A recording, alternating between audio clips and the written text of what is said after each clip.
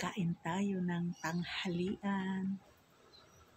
Kaya madalas din ako makita dito lang sa kwarto. Pag doon kasi ako sa baba kumain, tapos nagkakagulo yung mga alaga namin doon. Itong ulam pagkain natin. Ito yung niluto ko na ampalaya na may beans at saka mayroong red pepper. Ayan o.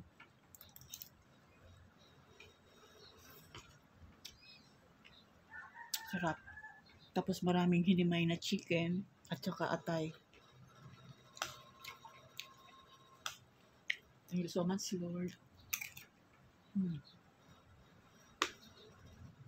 Sasawa ako sa mga ulam. Niluluto ko mga kaya ito nagugulay-gulay ako. Pero may sustansya man lang. Paulit-ulit lang yung niluluto namin dito mga lalaw.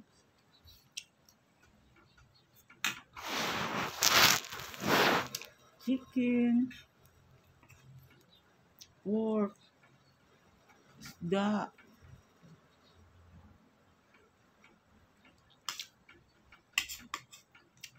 Sarap din itong niluto ko ba? Kasi si Sama selan din yung sa ulam.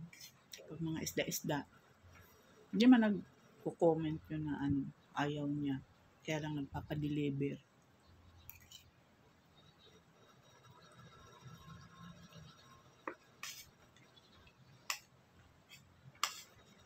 Sarap yung pakaluto ko. In fairness. Maraming hinimay na chicken.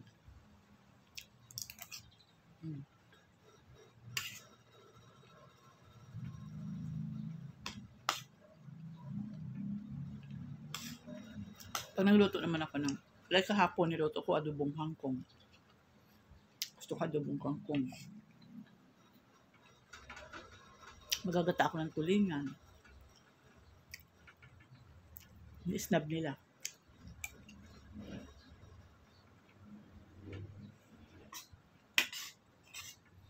Ayaw ko naman yung mga chicken na yan.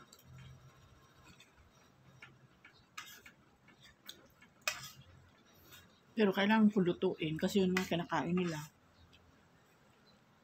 Tusino.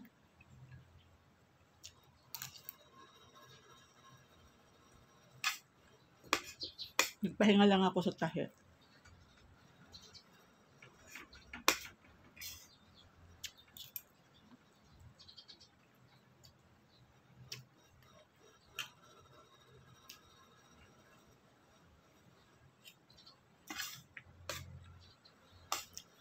Next month pauwi ako ng Bicol. Paksawa ako sa gulay doon.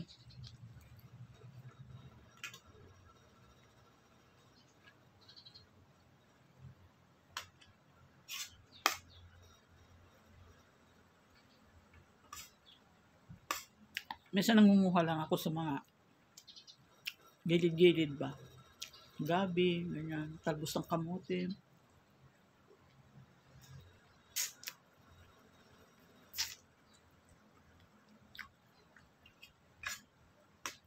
Dami nyug doon. Doon ako nag-i-stay sa Actually, ang pinakabahay namin sa baryo, yung matandang bahay. Pansamantala ngayon walang tao kasi yung pamangkin kong PWD na nakatira doon, nandun ngayon sa bayan, doon sa kung saan ako nag-i-stay pag umuwi ako ng Bicol. Sa bahay nila, engineer, at saka ni Cum Laude doon.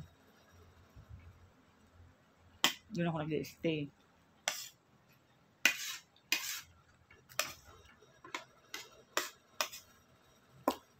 Maraming nyug doon, saka mga gugulayin. Actually, hindi naman ako makakapagdala niyan kasi mag-aeroplano tayo.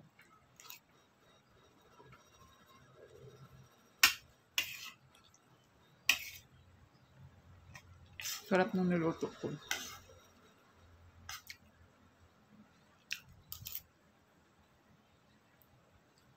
May sustansya na to.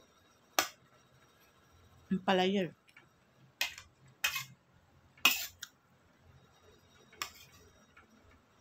Bukas iniisip kong magpalengke.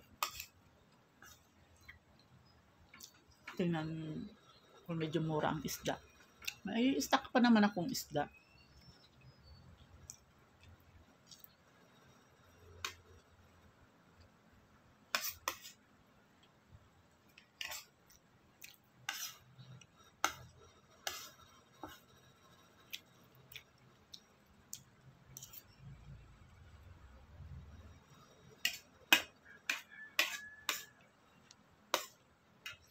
Ano ulam ninyo mga lalabs? Ganito lang ang buhay ko. Lagi mag-isa. Pag ganitong oras na hatira si Sed. Si Cum Laude naman panggabi. Tulog siya doon sa third floor sa kwarto niya.